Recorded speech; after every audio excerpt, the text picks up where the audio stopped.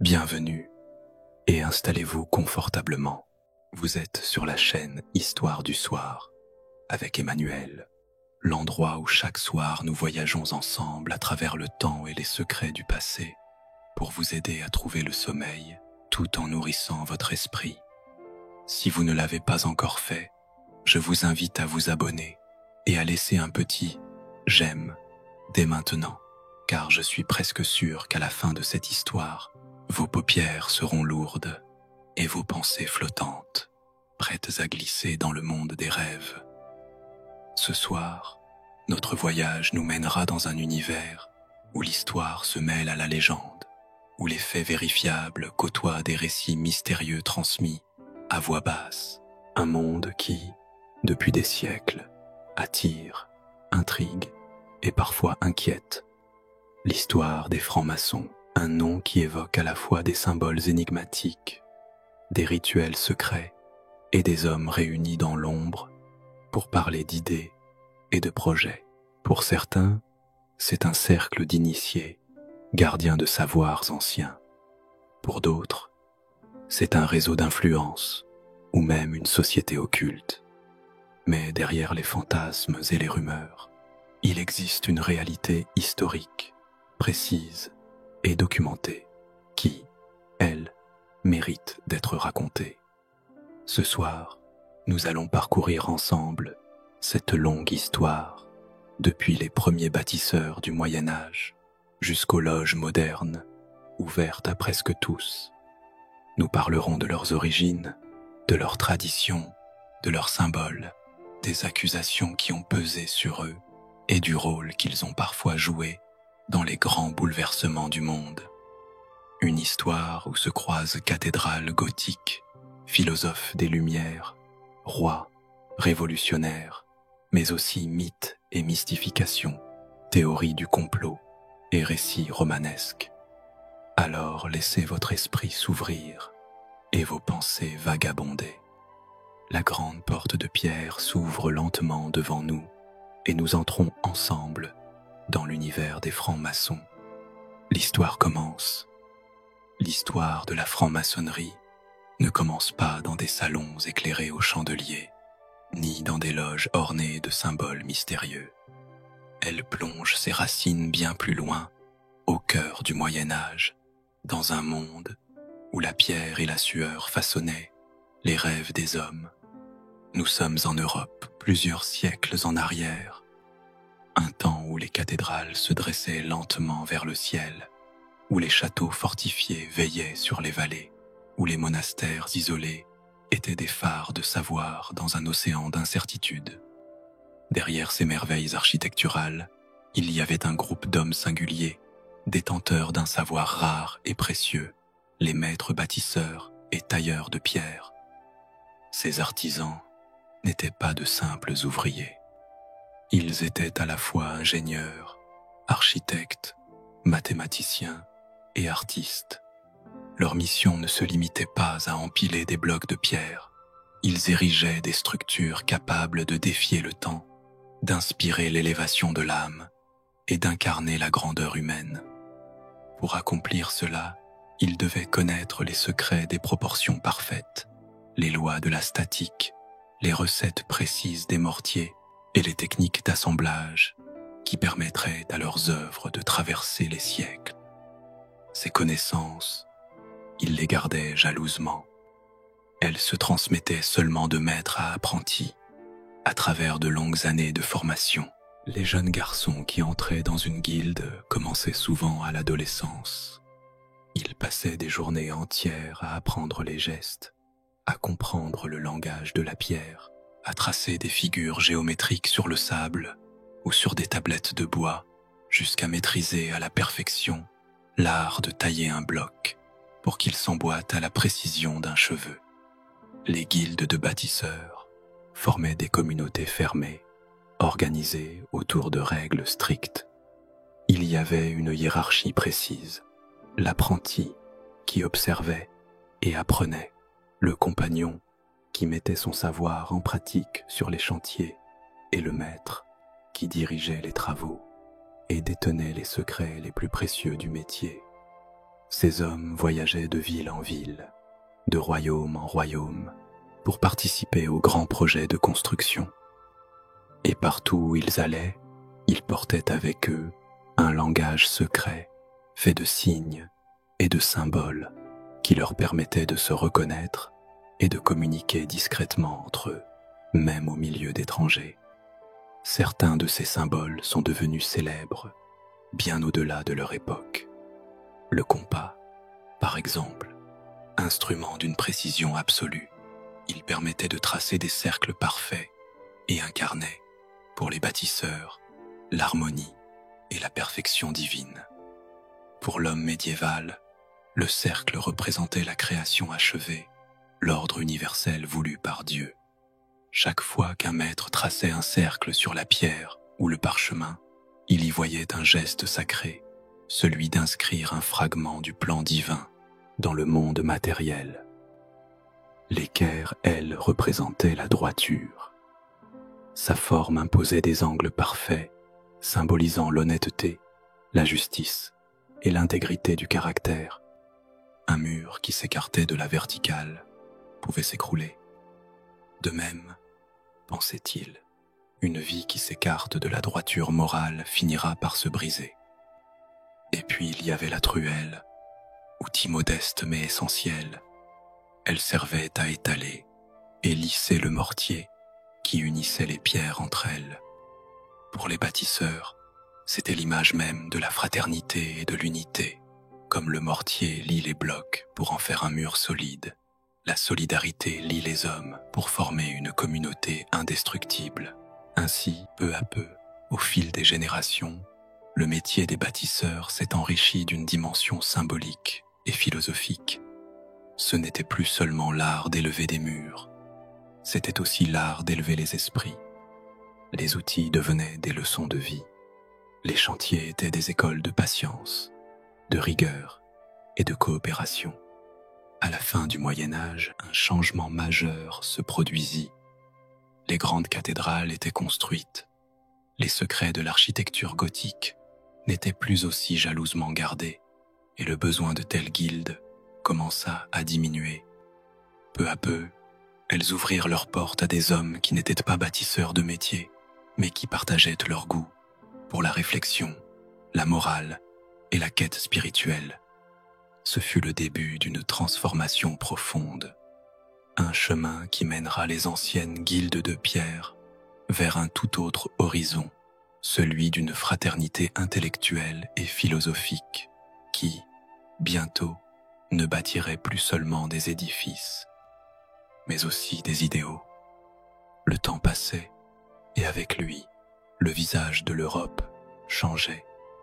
À la fin du Moyen Âge et à l'aube de la Renaissance, les chantiers colossaux se faisaient plus rares. Les secrets de construction des cathédrales n'étaient plus aussi jalousement préservés, et les villes, désormais prospères, s'ornaient de bâtiments plus modestes. Les anciennes guildes de bâtisseurs se retrouvaient face à une question: comment survivre dans un monde où leur métier perdait de son exclusivité? C'est alors qu'un phénomène inattendu se produisit.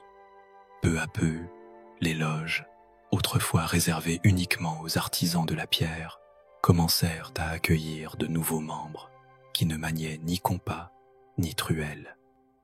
Ils venaient d'autres horizons, philosophes, médecins, astronomes, mathématiciens, poètes, tous attirés par la réputation de rigueur, de fraternité et de secret de ces cercles fermés. Ces nouveaux venus ne posaient pas de pierre. Leur travail était d'une autre nature. Ils bâtissaient des idées. Et dans ces loges, où l'on avait l'habitude de parler de proportions, d'angles et de calculs, on commença à discuter de morale, de philosophie et des mystères de l'univers. Les outils de pierre devinrent alors des métaphores. Le compas, l'équerre et la truelle cessèrent d'être seulement des instruments de construction pour devenir les symboles d'une discipline intérieure et d'un idéal moral. La première région où cette transformation se fit sentir fut l'Écosse, Dès le XVIe siècle, certaines loges écossaises admettaient déjà des membres étrangers au métier. Dans ces lieux, à la lumière des bougies, on lisait et commentait des textes antiques, on méditait sur des légendes anciennes, et l'on interprétait les symboles hérités des bâtisseurs comme des leçons de vie. Les rituels commencèrent à évoluer. Ce qui avait été, au départ, une simple cérémonie d'accueil pour un compagnon maçon devint une initiation symbolique.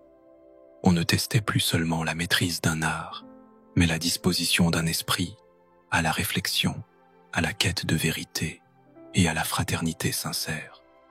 Cette évolution s'accéléra au XVIIe siècle, notamment en France. Les loges parisiennes et provinciales accueillaient des nobles, des savants, des écrivains, parfois même des proches du roi. Ces nouveaux membres y voyaient un lieu unique où il était possible d'échanger librement sur des sujets que la censure religieuse ou politique rendait délicats ailleurs.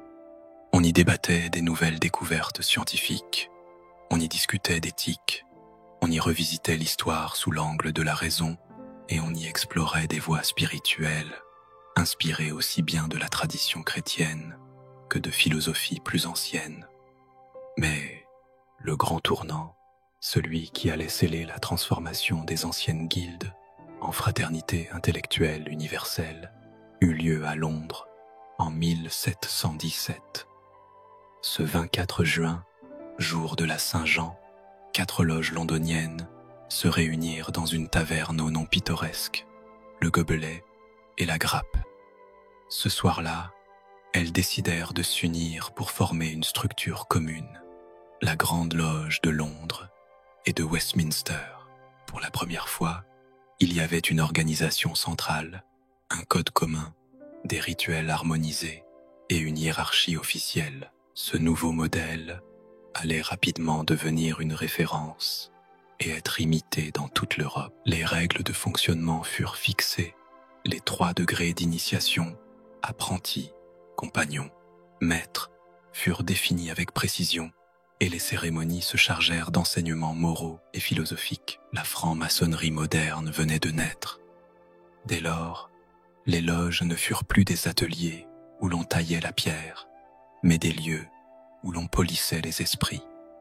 Et cette transformation allait donner au mouvement une identité unique, à la fois héritière d'un savoir-faire médiéval et creusée d'idées nouvelles, prêtes à nourrir les lumières et les grands bouleversements du monde.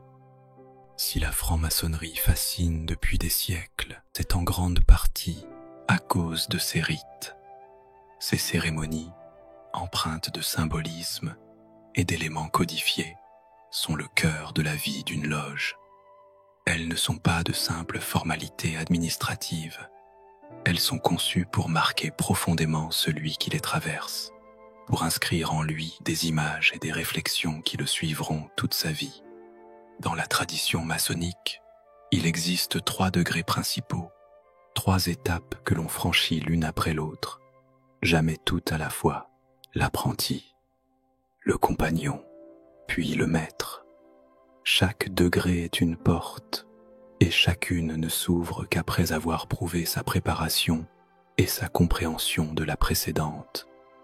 L'apprenti, c'est le premier pas, et il est soigneusement mis en scène pour marquer le passage d'un état à un autre. Le candidat entre dans la salle les yeux bandés, la poitrine partiellement découverte. Ce bandeau représente l'ignorance et la cécité spirituelle. La poitrine nue, elle, signifie la sincérité, l'ouverture, la vulnérabilité. Dans ce moment silencieux, il ne sait pas encore ce qui l'attend, et il ne peut compter que sur la voix et la guidance des membres qui l'entourent. Le vénérable maître, celui qui préside la loge, lui pose alors une série de questions. Pourquoi veut-il rejoindre la fraternité? Est-il prêt à se conformer à ses lois morales? Accepte-t-il de garder ses secrets, de travailler à sa propre amélioration et de contribuer au bien commun? Une fois ces réponses données, il pose la main sur un livre sacré, la Bible, ou tout autre texte en accord avec sa foi, et prononce un serment solennel. Ce n'est qu'ensuite que le bandeau tombe. Ses yeux s'habituent à la lumière et il découvre le visage de ses nouveaux frères. Ce moment est lourd de symboles. Il représente le passage des ténèbres à la lumière, de l'ignorance à la connaissance. L'apprenti reçoit alors ses premières instructions. Comment se comporter dans la loge, comment s'adresser aux autres, et quelles sont ses nouvelles responsabilités. Le compagnon, le second degré, ne vient qu'après. Il faut avoir prouvé son assiduité, sa discipline, et surtout sa soif de savoir. Lors de la cérémonie, le compagnon effectue un voyage symbolique à travers différents espaces du temple. À chaque étape, il rencontre des obstacles, des signes, des énigmes à interpréter. C'est une métaphore de la vie intellectuelle. Comprendre, réfléchir, résoudre. On l'interroge sur les devoirs de l'homme envers ses semblables, sur le sens de la justice et de l'équité, et sur la manière dont il applique les principes moraux appris en tant qu'apprenti. À ce stade, il n'est plus seulement question d'obéissance et d'apprentissage, mais de compréhension active. Le compagnon doit démontrer qu'il sait relier les symboles aux leçons philosophiques qu'il véhicule. La loge lui confie alors des enseignements plus profonds, des clés de lecture pour mieux comprendre le monde et lui-même. On attend de lui qu'il devienne un exemple pour les apprentis, qu'il cultive son esprit et sa droiture, et qu'il soit un maillon fort dans la chaîne fraternelle. Le maître, le troisième degré, ceux qui y accèdent, ont déjà intégré les principes de moralité et de discipline intérieure. Mais pour devenir maître, il faut vivre un moment qui, pour beaucoup, reste gravé comme une expérience unique. La cérémonie prend la forme d'une véritable mise en scène dramatique. Le candidat revit symboliquement la légende d'Hiram Abif, le maître architecte du temple de Salomon. Dans l'histoire, Hiram refuse de livrer les secrets de son art à des ouvriers qui veulent les obtenir par la force. 3 fois, il tente de le convaincre. 3 fois, il refuse. Finalement, il est frappé, tombe et meurt. Pendant le rituel, le candidat est physiquement conduit à vivre cette scène. On l'arrête, on lui demande de trahir ses engagements. Il refuse. Il est symboliquement frappé, puis allongé au sol, immobile. Ce moment représente la mort de son ancien moi, celui qui vivait sans avoir pleinement compris la valeur du savoir et de la fidélité. Mais la mort n'est pas la fin. Les maîtres de la loge le relèvent par un geste secret, transmis uniquement à ceux qui ont franchi cette étape. Ce relèvement symbolise une renaissance. Il n'est plus simplement un membre, mais un gardien de la tradition, responsable non seulement de ses propres actions, mais aussi de guider et protéger les plus jeunes. Ces 3 degrés ne sont pas seulement des étapes administratives, ce sont des leçons de vie incarnées dans des gestes, des symboles et des histoires. Chaque initiation invite à réfléchir sur sa place dans le monde, sur l'usage de ses talents et sur la nécessité d'agir avec droiture, courage et humilité. Et dans ce langage symbolique, chaque outil, chaque geste, chaque silence prend un sens qui, parfois, ne se révèle qu'après des années de méditation.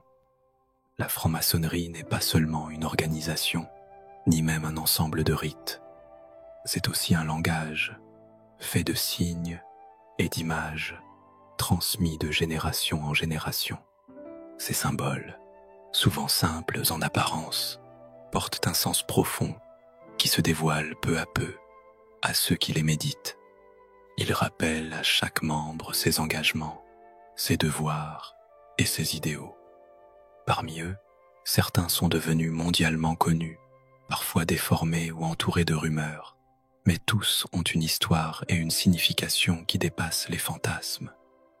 L'œil omniscient, sans doute le plus célèbre de tous, un œil inscrit dans un triangle, souvent entouré de rayons lumineux. Pour beaucoup, il évoque un mystère inquiétant, voire un symbole de surveillance absolue. Pour les francs-maçons, il est bien autre chose. L'œil, dans cette tradition, représente la vigilance morale et spirituelle.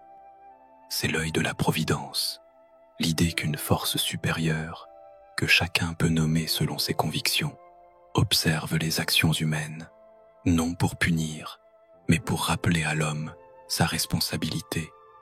Il est là, au sommet du temple maçonnique, comme une lumière silencieuse qui rappelle que toute pensée, toute parole, tout geste a un poids et des conséquences. Ce symbole ne naît pas dans les loges. On le retrouve dans l'iconographie chrétienne du Moyen Âge, où il représente Dieu qui veille sur le monde.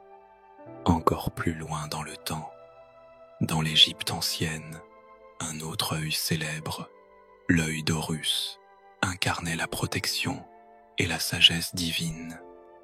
Les maçons, en l'adoptant, ont choisi de le comprendre comme une invitation permanente à vivre en accord avec les valeurs les plus élevées. Le damier noir et blanc. Lorsque l'on entre dans une loge, le sol est souvent composé d'un pavement alternant, cases claires et foncées, à la manière d'un échiquier. Pour les non-initiés, c'est un simple décor. Pour les maçons, c'est une représentation symbolique de la condition humaine. Le noir et le blanc, la lumière et l'ombre, le bien et le mal. La vie est une alternance perpétuelle de choix, de tension, d'équilibre à trouver. Debout sur ce damier, le maçon est invité à se souvenir que chaque pas compte, que chaque décision peut orienter le cours de sa vie et influencer celle des autres. Il n'est pas question de nier l'existence des zones d'ombre, mais d'apprendre à marcher au milieu d'elles avec discernement. Les colonnes Boaz et Jachin, elles se dressent à l'entrée symbolique du temple maçonnique. Leur origine remonte au récit biblique du temple de Salomon, où deux colonnes imposantes portaient ces noms, Boaz à gauche, Jachin à droite. Dans la tradition maçonnique, Boaz incarne la stabilité matérielle, la force qui permet de résister aux épreuves, d'affronter les tempêtes de l'existence. Jachin, elle, symbolise la croissance spirituelle, l'aspiration à la sagesse et à la connaissance. En passant entre ces deux colonnes, le maçon franchit un seuil. Il quitte l'agitation du monde profane pour entrer dans un espace où l'on cherche l'harmonie entre force et intelligence, entre matière et esprit. Ce geste, répété à chaque réunion, est une manière silencieuse de rappeler que l'équilibre de la vie ne se trouve que dans la réunion de ces deux forces. La pyramide et son sommet lumineux, on la retrouve parfois associée à l'œil omniscient, notamment dans certaines représentations modernes, comme sur le billet d'$1 américain. Beaucoup y voient un lien direct avec l'Égypte antique, et il est vrai que la forme pyramidale évoque les monuments des pharaons. Mais pour les maçons, cette image renvoie avant tout à l'idée de progression. La base large représente le début du chemin, lorsque l'homme est encore absorbé par les préoccupations matérielles. À mesure qu'il s'élève, comme les parois qui convergent vers le sommet, il s'allège de ce qui est superflu, il affine sa pensée, il purifie ses intentions. Tout en haut, la pierre sommitale, souvent représentée comme détachée et éclairée, symbolise l'état d'accomplissement spirituel, ce moment où l'on peut enfin contempler le monde avec sagesse. Chacun de ces symboles est à la fois un rappel et un guide. Ils ne sont pas destinés à être adorés ou craints, mais à inspirer. Car dans la philosophie maçonnique, ce ne sont pas les symboles qui font l'homme, mais l'homme qui, en méditant sur eux, se transforme. Depuis ses origines, la franc-maçonnerie a su captiver, car Tout ce qui est entouré de silence, de symboles et de rites finit par nourrir l'imagination des curieux et parfois la suspicion des puissants. Et plus les loges se sont développées, plus les histoires qui les entourent ont pris de l'ampleur. Dès le XVIIIe siècle, alors que les loges s'ouvrent à travers l'Europe, elles suscitent autant d'admiration que de méfiance. Les réunions se tiennent à huis clos. Les participants sont liés par un serment de discrétion et les rites sont gardés secrets. Pour les observateurs extérieurs, cette confidentialité n'est pas un signe de respect de la tradition, mais une preuve qu'il y a quelque chose à cacher. Les premières rumeurs accusent les maçons de se livrer à des rituels impies, de défier l'autorité de l'Église et même de conspirer contre l'ordre établi. En 1738, le pape Clément XII publie une bulle qui interdit formellement aux catholiques d'adhérer à la franc-maçonnerie. Il accuse les loges d'être des lieux de complot politique, de propager des doctrines dangereuses et d'ignorer l'autorité religieuse. Cette condamnation officielle renforce l'aura de mystère qui entoure l'ordre, car ce qui est interdit attire souvent encore davantage. Mais elle alimente aussi un flot d'accusations. On prête aux maçons des alliances occultes. On les accuse de vouloir renverser les trônes et de fomenter des révolutions. Au XIXe siècle, l'Europe est traversée par un regain d'intérêt pour les sciences occultes, l'ésotérisme et les pratiques mystiques. Dans ce climat, certains auteurs cherchent à lier la franc-maçonnerie à ces mouvements. Le plus célèbre de ces détracteurs est sans doute Léo Taxil, un écrivain français qui, dans les années 1880, publie une série d'ouvrages sensationnalistes affirmant que les francs-maçons vénèrent Lucifer et complotent contre la chrétienté. Ces livres connaissent un succès immense. Ils sont traduits, diffusés dans toute l'Europe, repris par la presse. Mais en 1897, coup de théâtre, Léo Taxil avoue publiquement que tout était inventé. Une gigantesque mystification, dit-il, pour ridiculiser ses adversaires et montrer la crédulité du public. Malgré cette confession, le mal est fait. Ces récits avaient déjà imprimé dans l'imaginaire collectif l'image d'une franc-maçonnerie noire et malfaisante. Au XXe siècle, les fantasmes se renouvellent. On accuse la franc-maçonnerie de manipuler les gouvernements, de contrôler les banques et même d'œuvrer à la création d'un gouvernement mondial secret. Ces théories sont popularisées par la diffusion d'un faux document tristement célèbre. Ce texte, fabriqué de toutes pièces, prétend révéler un plan de domination globale mêlant les juifs et les francs-maçons. Bien que prouvé faux dès les années 1920, il sera utilisé comme propagande antisémite et anti-maçonnique, notamment par les régimes totalitaires. En Allemagne nazie, les francs-maçons sont persécutés aux côtés d'autres groupes jugés ennemis de l'État. Les loges sont fermées, leurs archives saisies et leurs membres arrêtés. Pour Hitler et ses proches, la franc-maçonnerie est un réseau d'influence internationale à détruire absolument.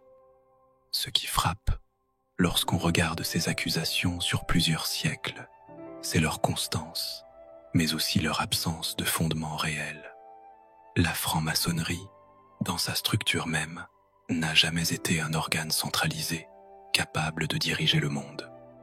Chaque obédience, chaque loge, fonctionne de manière autonome.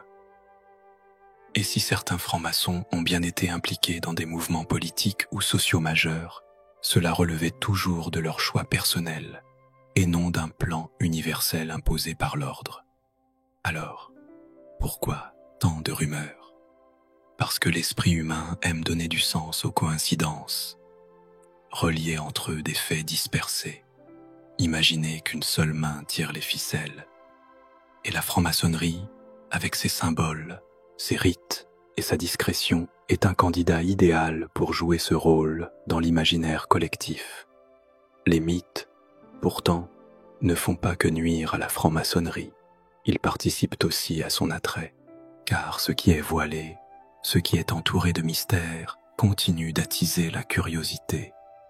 Et c'est ainsi qu'à travers les siècles, malgré les accusations et les campagnes de diffamation, les loges ont continué à accueillir de nouveaux membres, curieux de franchir la porte et de découvrir par eux-mêmes la vérité.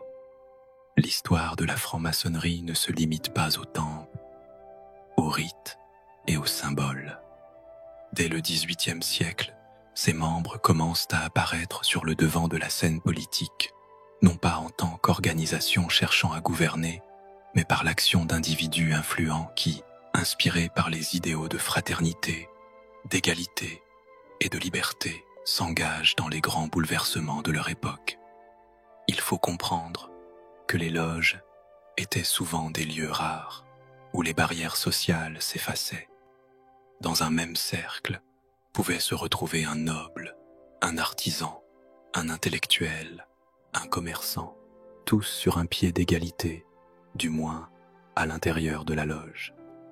Ces rencontres, dans un contexte où la société restait rigide et hiérarchisée, favorisaient la circulation des idées et l'émergence de projets ambitieux. Peu d'événements illustrent mieux cette influence que la naissance des États-Unis d'Amérique. Parmi les pères fondateurs de la nation, plusieurs étaient francs-maçons: George Washington, Benjamin Franklin, Paul Revere.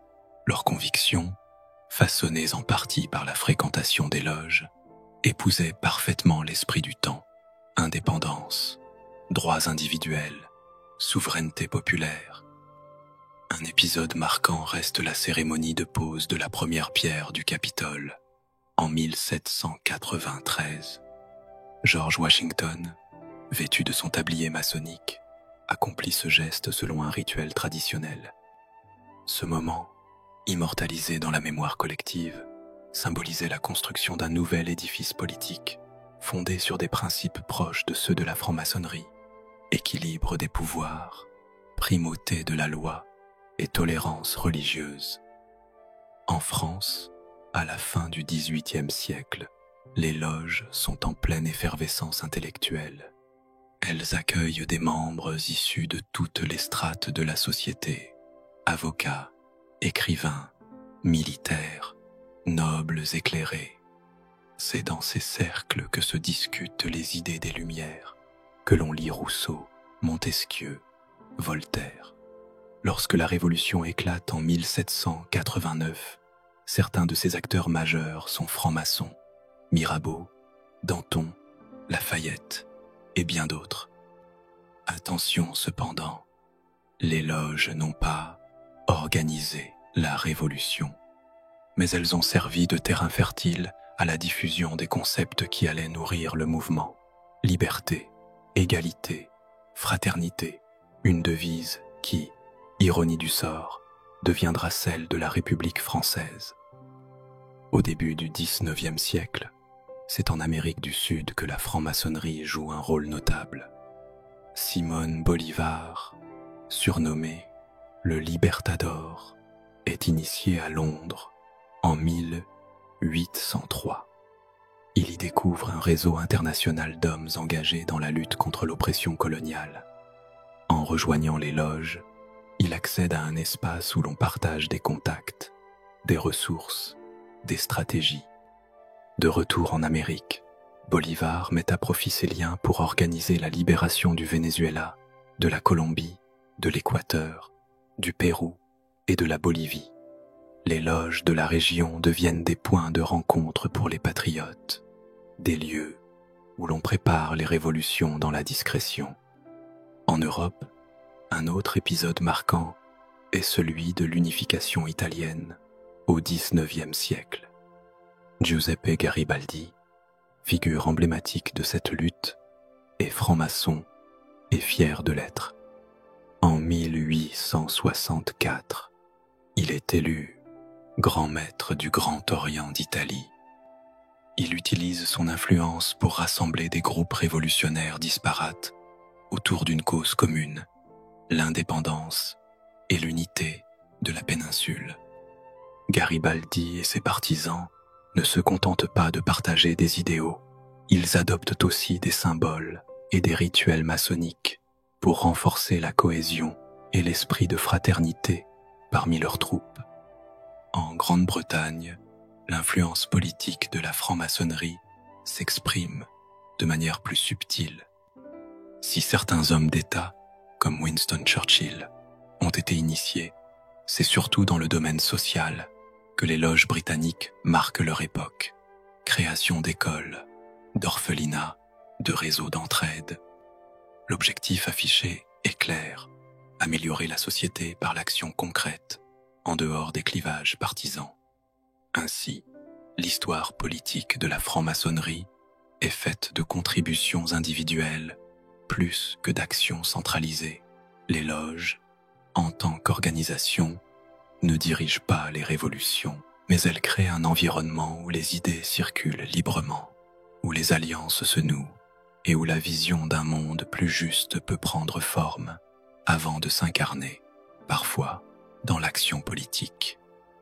L'histoire de la franc-maçonnerie en Russie est un récit fait d'élan prometteur, d'influences culturelles profondes et de brusques ruptures. Elle commence au début du XVIIIe siècle, dans le sillage des réformes ambitieuses de Pierre le Grand. Ouvert sur l'Europe, curieux des savoirs et des institutions occidentales, Pierre introduit dans son empire l'idée même de loge maçonnique. Mais c'est surtout sous le règne de Catherine II que la franc-maçonnerie russe connaîtra son premier véritable essor. Catherine la Grande ne fut jamais initiée elle-même, mais elle se montra tolérante, du moins dans les premières années, envers ces sociétés. Autour d'elle gravitaient de hauts dignitaires, des nobles et des intellectuels qui voyaient dans la franc-maçonnerie un espace de réflexion morale et philosophique, à l'abri des intrigues de cour. Les loges russes de cette époque ne se concentraient pas sur l'action politique directe. Leur but affiché était l'amélioration morale et intellectuelle de leurs membres et, par extension, de la société tout entière. Elles organisaient des lectures, des discussions sur la philosophie des Lumières et soutenaient des œuvres éducatives et caritatives. Parmi les personnalités influentes de la franc-maçonnerie russe figure le prince Alexandre Mikhailovitch Golitsyn, proche conseiller de l'impératrice et mécène éclairé. Il voyait dans l'ordre un moyen de diffuser des valeurs de droiture, de discipline et de service public. Un autre nom important est celui de Nikolaï Ivanovitch Novikov, journaliste, éditeur et philanthrope. Membre actif des loges, il fit traduire et publier en Russie de nombreux textes des philosophes français et allemands. Il ouvrit des imprimeries, fonda des bibliothèques et diffusa des ouvrages qui promouvaient l'instruction, la morale et la vertu. Pour beaucoup, Novikov incarna l'idéal maçonnique appliqué à la vie civile. Malgré cette effervescence intellectuelle, les loges attirèrent aussi la méfiance. Vers la fin du règne de Catherine II, la Révolution française éclate en Europe et secoue toutes les monarchies. L'impératrice, craignant que des idées subversives ne s'infiltrent en Russie, commence à surveiller de plus près les sociétés fermées, y compris les loges maçonniques. Avec l'arrivée au pouvoir de Paul Ier en 1796, la tolérance disparaît complètement. Soucieux de maintenir l'ordre et redoutant tout ce qui pourrait ressembler à une conspiration, il interdit purement et simplement la franc-maçonnerie en 1798. Le décret est sévère: fermeture des loges, dissolution des cercles, arrestation de certains membres, confiscation de biens. Les ateliers qui avaient prospéré sous Catherine se retrouvent réduits au silence. En 1801, Alexandre Ier monte sur le trône. Au début de son règne, il adopte une attitude plus ouverte. Les loges réapparaissent et la franc-maçonnerie regagne une place notable dans la vie intellectuelle russe. Parmi ses membres, on compte des écrivains, des poètes, des fonctionnaires de haut rang. La franc-maçonnerie devient un lieu de rencontre pour la fine fleur de l'intelligentsia, un espace où l'on débat de réformes, de progrès social et d'éducation. Parmi les figures littéraires, l'historien et écrivain Nikolaï Mikhailovitch Karamzin est sans doute l'un des plus emblématiques. Auteur de l'histoire de l'État russe, il intègre dans ses réflexions les valeurs humanistes et morales qu'il puise en partie dans l'idéal maçonnique. Ses travaux influenceront durablement la pensée politique et culturelle de la Russie du XIXe siècle. Même Alexandre Pouchkine, bien que non initié officiellement, entretient des liens étroits avec des maçons. Ses échanges avec les décembristes, dont plusieurs étaient membres de loges, nourrissent son sens de la liberté et son questionnement sur la place de l'individu dans l'histoire. Ses œuvres portent la trace de ses inspirations, mêlant aspiration à la justice et réflexion morale. Mais cette renaissance sera de courte durée. Après l'insurrection décembriste de 1825, Nicolas Ier voit dans toute société secrète une menace directe pour son trône. Les loges sont à nouveau fermées, leurs activités interdites. La franc-maçonnerie russe se replie dans la clandestinité et son influence publique s'amenuise. Le début du XXe siècle apporte un dernier souffle. Après la révolution de 1905, un certain assouplissement permet la réouverture de loges à Saint-Pétersbourg, Moscou et dans d'autres grandes villes. Mais la révolution d'octobre 1917 change tout. Le nouveau pouvoir bolchevique, hostile à toute organisation indépendante, interdit à nouveau la franc-maçonnerie. Nombre de ses membres émigrent, emportant avec eux leurs traditions et leurs rituels. En exil, notamment à Paris, se créent des loges russes qui perpétuent la mémoire et l'esprit de la franc-maçonnerie russe, mais coupées de leur terre d'origine. Ce n'est qu'avec la perestroïka et l'effondrement de l'Union soviétique que des loges renaissent officiellement en Russie.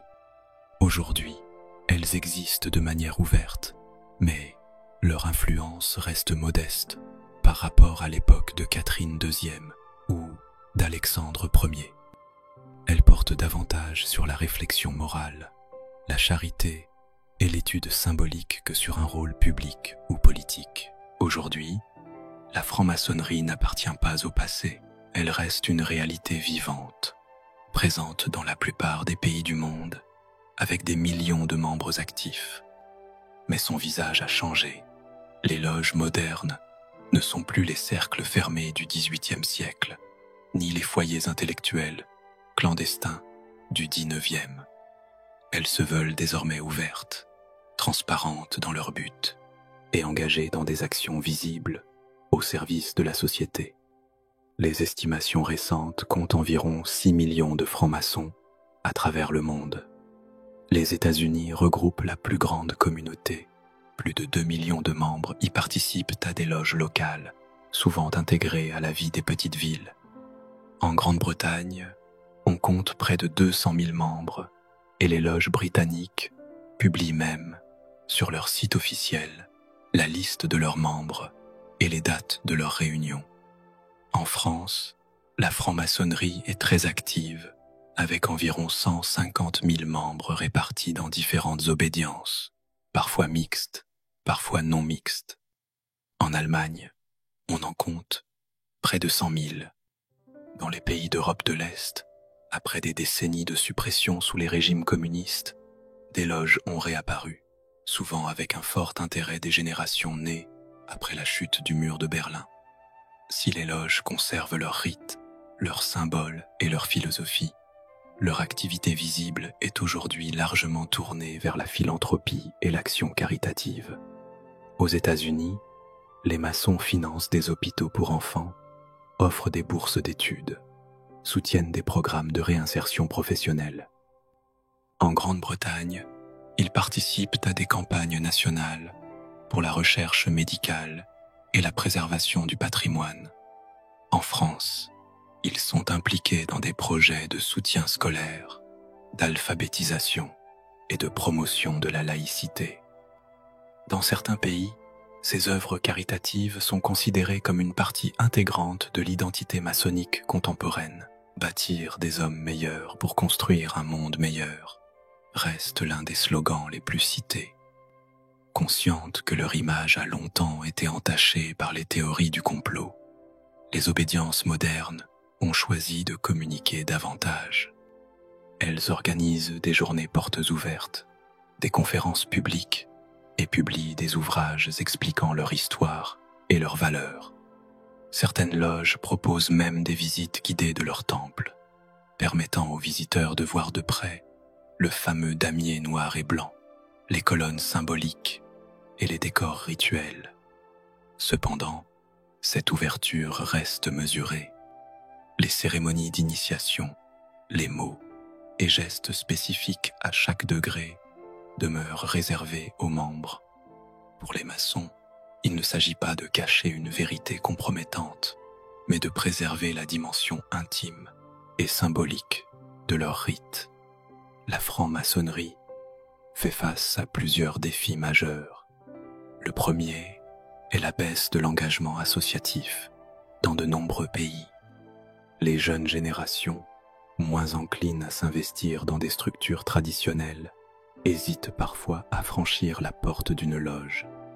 Pour y remédier, certaines obédiences adaptent leur communication, utilisent les réseaux sociaux ou modernisent leurs locaux pour les rendre plus accueillants. Le second défi est celui de l'unité dans la diversité. La franc-maçonnerie est fragmentée en de nombreuses obédiences, parfois en désaccord sur des points importants, mixité ou non, références religieuses ou strictement laïques, positions philosophiques divergentes. Si cette diversité reflète une liberté réelle, elle rend plus difficile l'affirmation d'une voix commune face aux grandes questions sociétales. Enfin, il y a le défi de l'image publique. Malgré les efforts de transparence, les rumeurs persistent. L'attrait pour les théories du complot, particulièrement sur Internet, ravive périodiquement les vieilles accusations de manipulation politique ou financière. Les francs-maçons doivent donc, encore et toujours, expliquer, corriger, démystifier.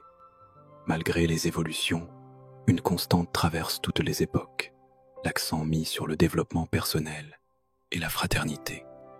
La franc-maçonnerie moderne continue de proposer à ses membres un cadre où réfléchir, se former, échanger dans le respect et la tolérance. Les outils symboliques, compas, équerres, truelles, sont toujours là, non plus pour construire des cathédrales de pierre, mais pour ériger des cathédrales intérieures. Ainsi, la franc-maçonnerie du XXIe siècle est à la fois héritière d'une tradition séculaire et actrice d'un monde en mutation. Ces temples ne sont plus les seuls lieux où elle agit. Aujourd'hui, elle s'exprime aussi dans les écoles qu'elle aide, les hôpitaux qu'elle soutient, les débats publics où elle défend la liberté de conscience. Et même si son influence n'est plus celle des grandes heures du passé, son histoire et ses idéaux continuent d'inspirer ceux qui cherchent un sens plus profond à leur place dans la société. Depuis 2 siècles, la franc-maçonnerie ne vit pas seulement dans ses temples ou dans les archives des historiens. Elle s'est aussi installée dans l'imaginaire collectif, alimentée par les écrivains, les cinéastes, les scénaristes et, plus récemment, les créateurs de jeux vidéo. Souvent, cette présence médiatique entretient le mystère, mais elle déforme aussi la réalité. Dans les romans, la franc-maçonnerie est un ressort narratif puissant. Elle offre un mélange rare, des symboles ésotériques, des rites secrets, une longue histoire et l'idée d'un réseau discret opérant dans l'ombre. Ce cocktail en fait une toile de fond idéale pour les récits à suspense. Un des exemples les plus célèbres reste le symbole perdu, The Lost Symbol, de Dan Brown. Ce roman, qui succède au Da Vinci Code, plonge le lecteur dans une course contre la montre au cœur de Washington, où la franc-maçonnerie est présentée comme détentrice de connaissances anciennes et de clés spirituelles cachées. Bien que romancé à l'extrême, l'ouvrage a relancé, à sa sortie, un intérêt massif pour l'histoire et les rites maçonniques. Plus tôt, au XXe siècle, l'écrivain italien Umberto Eco, dans Le Pendule de Foucault, mêlait sociétés secrètes, complots imaginaires et érudition historique. Ici, la franc-maçonnerie est intégrée à un vaste réseau d'ordres mystérieux, offrant au lecteur une réflexion sur la crédulité et la quête de sens. Au cinéma, la franc-maçonnerie est souvent représentée comme une force occulte, parfois bienveillante, parfois malveillante, mais toujours entourée de codes visuels précis, le compas et l'équerre, le tablier, les serments à la lumière des chandeliers. Le film Benjamin Gates et le trésor des Templiers, National Treasure, avec Nicolas Cage, en est un exemple populaire. L'intrigue repose sur l'existence d'un trésor caché par les francs-maçons depuis la fondation des États-Unis. C'est un divertissement familial, mais qui, comme beaucoup d'œuvres de fiction, mélange allègrement faits historiques, mythes et inventions scénaristiques. Dans un registre plus sombre, certains thrillers utilisent la franc-maçonnerie comme synonyme de société manipulatrice, ajoutant une dimension conspiratrice qui renforce la tension dramatique, mais éloigne encore plus du réel. À l'ère numérique, la franc-maçonnerie a trouvé un nouveau terrain, les univers interactifs. Des franchises comme Assassin's Creed exploitent le thème des sociétés secrètes, souvent en les mêlant à d'autres ordres comme les Templiers ou les Illuminati. Même si le nom franc-maçonnerie n'est pas toujours utilisé, les symboles, l'architecture, les codes et le vocabulaire s'en inspirent librement. Ces représentations, souvent très éloignées de la réalité historique, créent cependant un point d'entrée pour de jeunes joueurs qui, intrigués, cherchent à savoir si tout cela existe vraiment. Et parfois, cette curiosité les mène vers des ouvrages ou des documentaires plus sérieux. Si la culture populaire a permis à la franc-maçonnerie de toucher un public immense, elle a aussi figé certains clichés. Une organisation uniformément puissante et centralisée, ce qui est faux, car chaque obédience est autonome.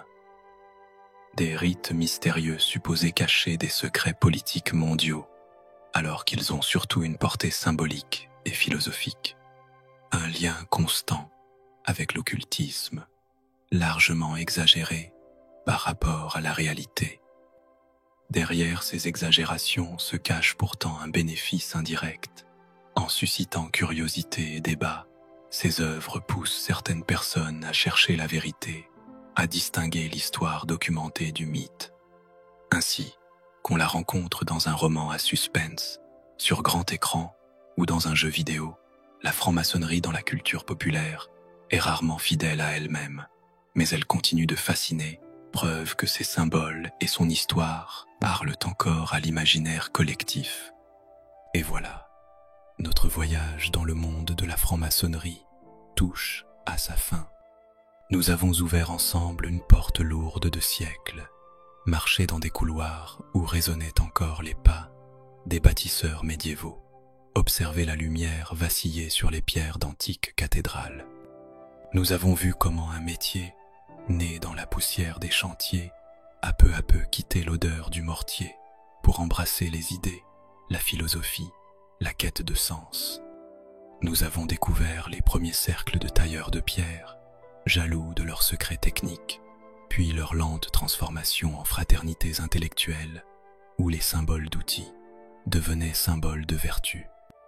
Nous avons suivi la naissance de la Grande Loge de Londres, point de départ de la franc-maçonnerie moderne, avec ses 3 degrés initiatiques, l'apprenti, le compagnon, le maître, chacun porteur d'une leçon morale profonde. Nous avons plongé dans le sens caché des symboles, l'œil omniscient qui rappelle la vigilance morale, le damier noir et blanc, image de la dualité de la vie, les colonnes Boaz et Jacquine, équilibre entre force et sagesse, la pyramide, chemin d'élévation spirituelle. Puis nous avons écouté les rumeurs et les accusations, des bulles papales aux pamphlets sensationnalistes, des fantasmes de Léo Taxil aux faux complots des protocoles des sages de Sion. Nous avons compris que la franc-maçonnerie n'a jamais été cette main unique qui tirerait les ficelles du monde, mais un espace où, selon les époques, des hommes et des femmes ont cherché à bâtir quelque chose de plus grand qu'eux-mêmes.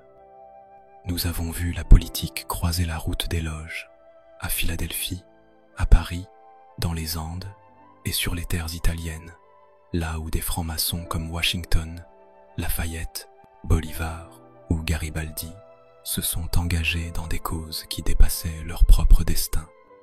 Nous avons traversé la Russie de Catherine II, observé l'éclat intellectuel des loges avant leur interdiction par Paul Ier, leur renaissance sous Alexandre Ier, puis leur disparition sous l'URSS, et enfin leur retour timide après la perestroïka. Nous avons regardé le présent, des millions de membres dans le monde, des loges qui s'ouvrent aux visites, qui financent des hôpitaux, des bourses, des projets éducatifs. Une franc-maçonnerie qui se veut désormais apolitique, mais toujours fidèle à ses idéaux de fraternité, de tolérance et de perfectionnement moral. Et nous avons observé comment, dans les romans, les films et les jeux vidéo, cet univers a été amplifié, transformé, parfois déformé, mais rarement ignoré. Et maintenant, je vous invite à refermer doucement la porte de ce temple imaginaire que nous avons visité ce soir, à laisser s'éteindre les chandelles une à une, jusqu'à ce que la pièce soit plongée dans une obscurité apaisante. Gardez avec vous, non pas les rumeurs ou les fantasmes, mais ce que la franc-maçonnerie nous enseigne depuis ses origines, qu'il est possible de bâtir non seulement des murs solides, mais aussi des ponts invisibles entre les êtres humains, qu'il est possible, dans un monde souvent bruyant et divisé, de trouver un lieu où l'on apprend à écouter, à réfléchir, à grandir. Peut-être que demain, au réveil, vous n'aurez retenu qu'un mot, qu'une image ou qu'un symbole de cette longue histoire. Mais si ce mot ou ce symbole peut vous inspirer un geste plus juste, une pensée plus claire ou un regard plus bienveillant, alors notre voyage aura eu tout son sens. Je vous remercie d'avoir partagé cette traversée avec moi. Reposez-vous maintenant. Laissez les échos du passé se mêler à vos rêves. Et lorsque le sommeil vous enveloppera complètement, souvenez-vous, chaque pierre, chaque édifice, chaque idéal commence toujours par un seul geste. Bonne nuit.